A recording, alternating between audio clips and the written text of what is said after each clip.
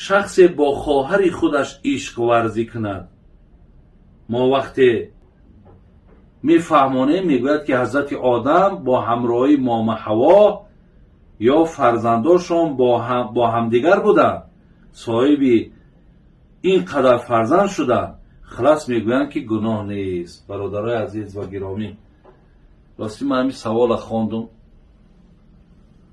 که وقتی که یک نفر با خواهر خودش عشق ورزی میکنه و میگوید که فرزندای حضرت آدم اینش نکاح کرده گرفتن کو. برادرای عزیز و گرامی،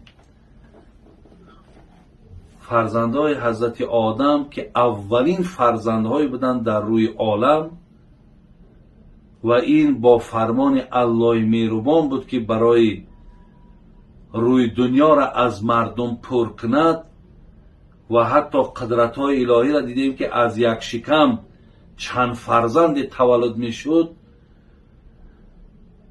او دوره را به این زمانی که امروز قرآن هست و الله مهربان از گرفتن خواهر و اپه و مادر و عمه و خاله و دیگر نزدیکانی که ما داریم، الله ما را منع کرده است که اینها قطعی مقصد عشق ورزی و اینها را در نکاح خودتان در آوردن.